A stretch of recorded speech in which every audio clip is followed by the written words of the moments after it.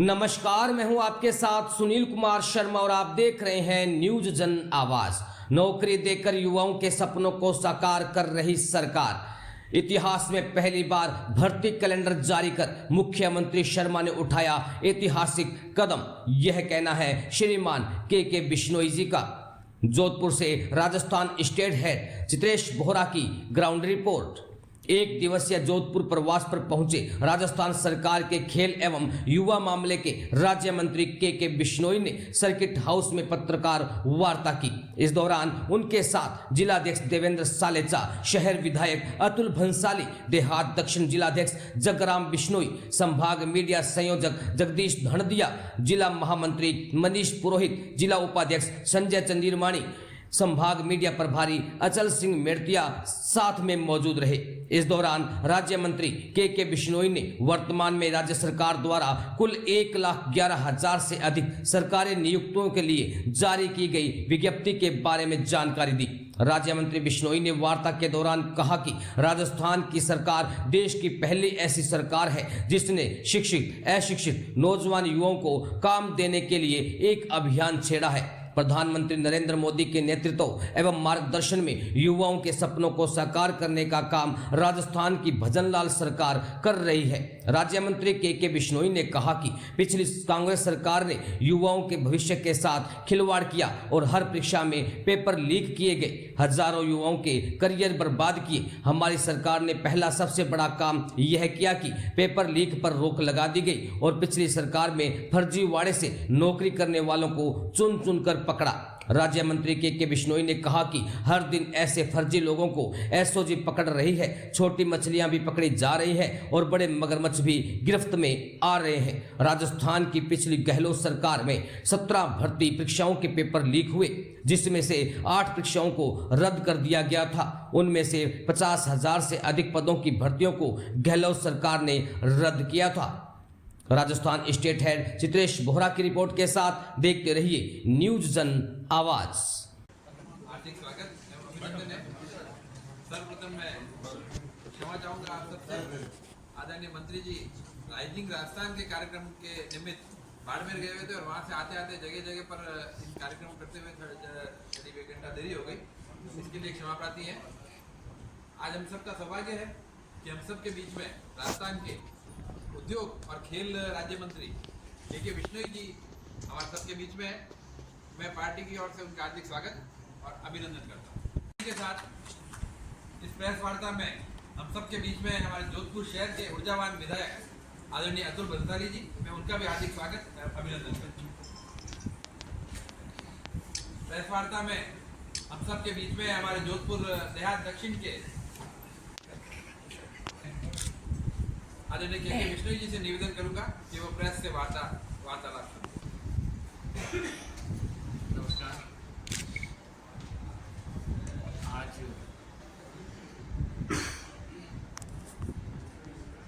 बहुत ही सौहार्दपूर्ण वातावरण में लगभग भारतीय जनता पार्टी की प्रदेश में सरकार बने हुए 10 महीने से अधिक हुए हैं और ये पहली बार नरेंद्र मोदी जी के नेतृत्व में देश ने एक नई दिशा भी पकड़ी है। देश की दिशा भी अलग दिशा में जा रही है। युवाओं के लिए बहुत सारे नए खोले जा रहे हैं और प्रदेश में आदरणीय भजनलाल जी के नेतृत्व में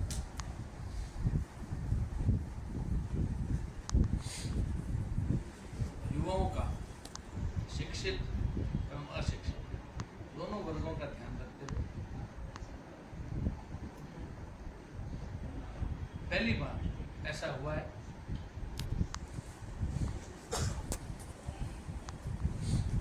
कि पूर्ववर्ती सरकार के समय में अनेक बार पेपर लीक हुए, कई भर्तियां रद्द की गई, लगभग 50,000 से अधिक भर्तियां रद्द की गई और भारतीय जनता पार्टी की सरकार बनने के बाद में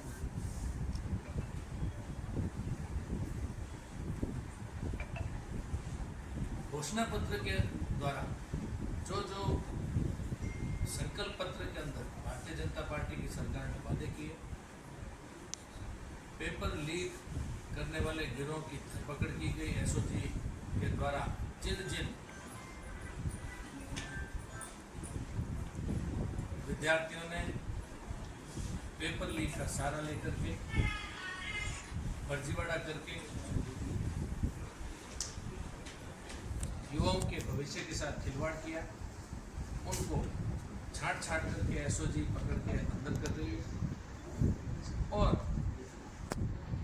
जो एक मेहनत करने वाला युवा, उसके परिवार की जो मेहनत से की हुई कमाई के द्वारा बच्चों का भविष्य संवारने के लिए जो माता पिता लगे हुए थे, उनकी भावनाओं का ध्यान रखते हुए भारतीय जनता पार्टी की सरकार ने युवाओं के भविष्य के साथ कोई खिलवाड़ ना हो, और लगभग जो 50,000 पद गहलोत सरकार ने रद्द किए, लगभग 17 भर्ती की जो परीक्षाएं थे वो भी रद्द की थी। और या मैं कहना चाहूँगा कि दिसंबर तक 1 साल संपूर्ण होने तक 1 लाख से अधिक नौकरियां देने का काम भारतीय जनता पार्टी की सरकार करने जा रही है। लगभग 9,200 पद से अधिक आयोजित जो परीक्षाएं हैं उनके परिणाम जारी होना शेष हैं। 50,000 से अधिक नियुक्तियों के विज्ञापन प्रकाशित हो चुके हैं और 3,000 से अधिक पदों के विज्ञापन जारी होना शेष है।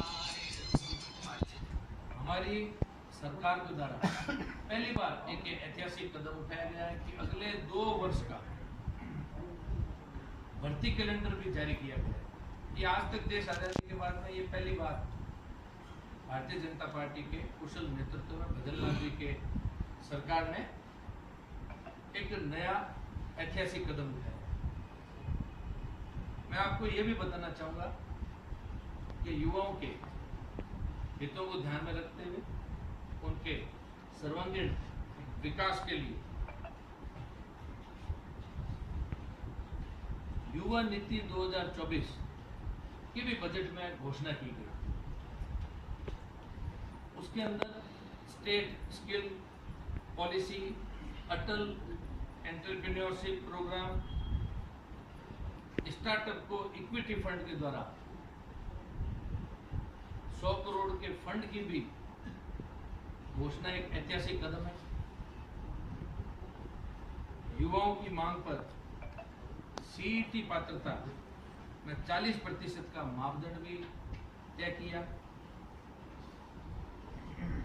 कर्मचारी चयन बोर्ड ने लगभग 70 संवर्गों का तिथिवार घोषणा की है।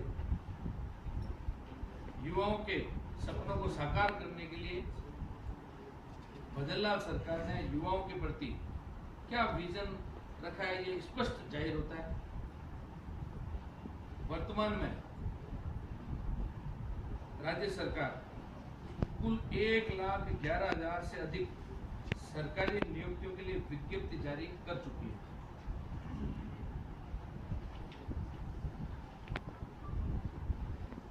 मैं कहना चाहूंगा कि सरकार ने लगभग 4 लाख सरकारी नौकरियों की और 6 लाख लोगों को स्किल के साथ में, जो मोदी जी ने एक सपना देखा आज से लगभग 10 वर्ष पूर्व, मोदी जी ने स्किल डेवलपमेंट एक डिपार्टमेंट खोला। 140 करोड़ के इस देश में सभी युवाओं के लिए सरकारी नौकरी संभव नहीं है। इस विचार को ध्यान में रखते हुए स्किल डेवलपमेंट के अंदर भारत के प्रत्येक नागरिक एक योग्यता लेकर के पैदा हुआ है। वो अपनी योग्यता के अनुरूप रोजगार या स्वरोजगार कैसे प्राप्त कर सके, उन्होंने एक विजन लेकर के स्किल डेवलपमेंट और एमएसएमई को जोड़ते हुए देश को एक नई दिशा दी, युवाओं के लिए बहुत मजबूत कदम उठाया और विकसित भारत का संकल्प भी लिया। और उसी श्रृंखला में आदरणीय भजनलाल जी ने भी विकसित राजस्थान और आने वाले युवाओं के लिए बढ़ चढ़ करके किस तरीके से उनके भविष्य को सुरक्षित किया जा सके, कानून व्यवस्था को सुदृढ़ किया जा सके और आने वाले पीढ़ी के लिए अच्छे से अच्छा भारतीय जनता पार्टी की सरकार जो कि संकल्प पत्र घोषणा पत्र के अंदर किए हुए वादे के अनुरूप अपना कार्य कर रही है। धन्यवाद। क्या नहीं होना चाहिए, क्योंकि कई जो ट्रेडिंग कर रहे हैं वो कह रहे हैं कि ऐसे भर्ती को रद्द नहीं किया जाता। देखिए, प्रत्येक फैसला लेने के लिए काफ़ी गंभीर चिंतन भी करना पड़ता है, मंथन करना पड़ता है और एक कमेटी का भी गठन किया गया है।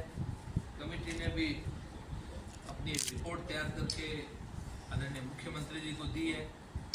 उसकी मुख्यमंत्री जी पूरी चर्चा करके जो युवाओं के भविष्य के लिए अच्छा होगा वैसा बढ़िया कदम उठाने का, मजबूत कानून व्यवस्था का पहली बार राजस्थान प्रदेश में अच्छा उदाहरण भी पेश किया है।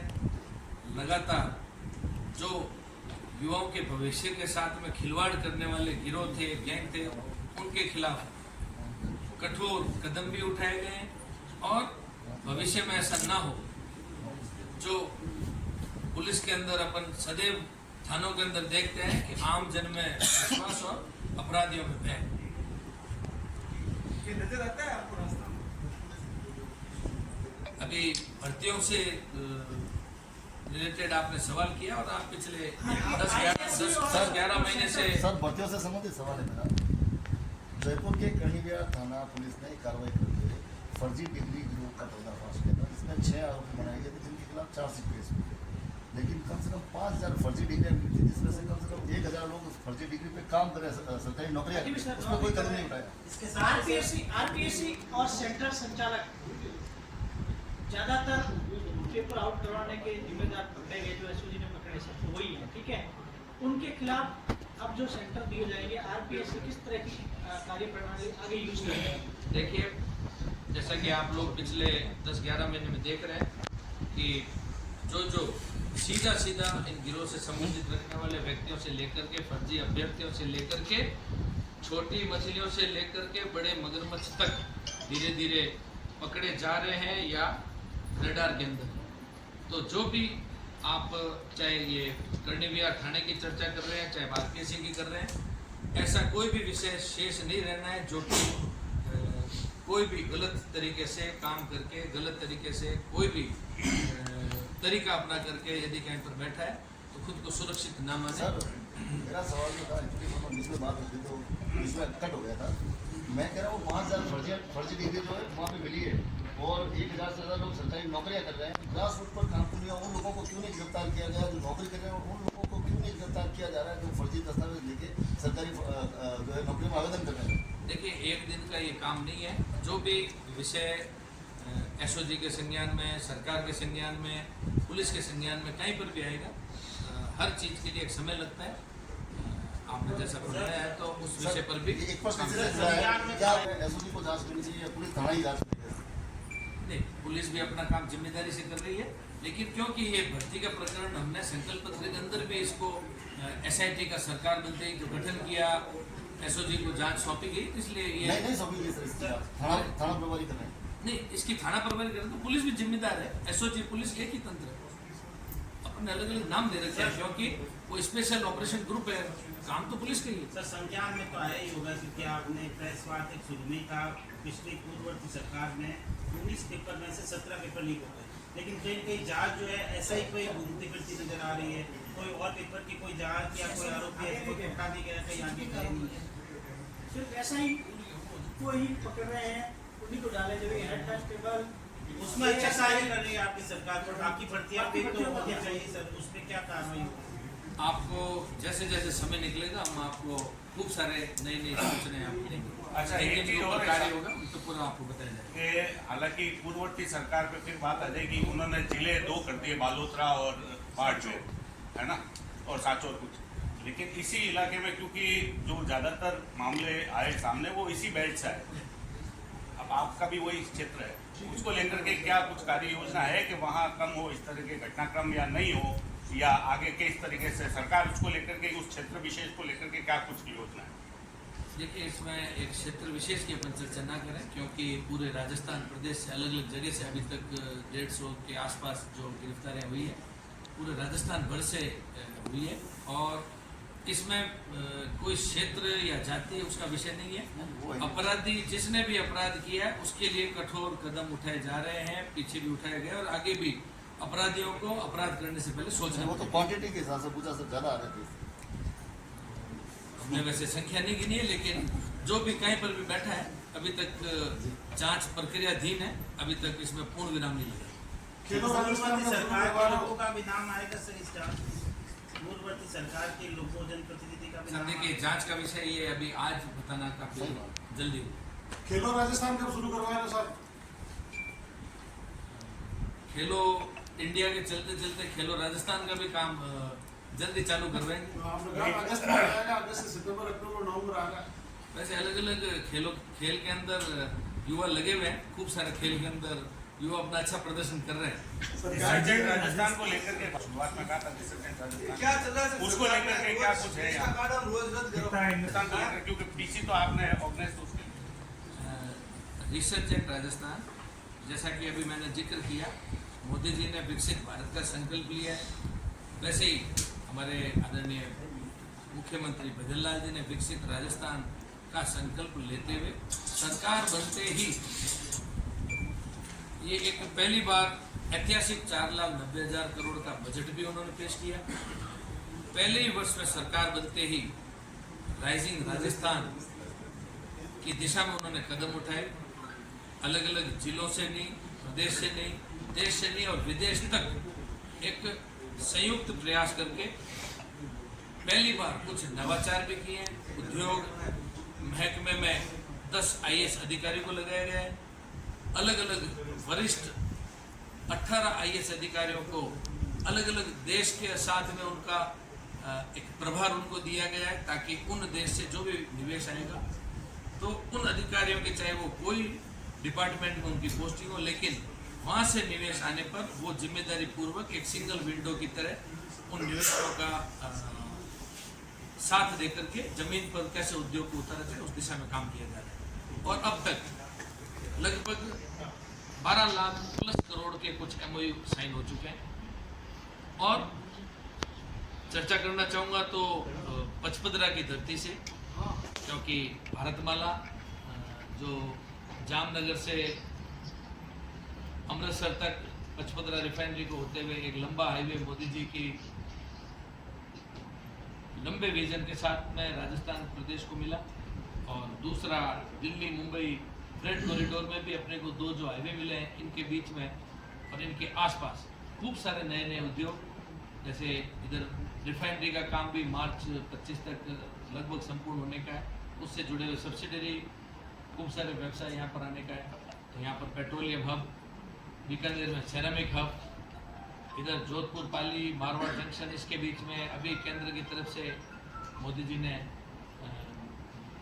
इस पूरे बेल्ट को, इंडस्ट्रियल एरिया को विकसित करने के लिए लगभग 2,500 करोड़ का प्रावधान रखा।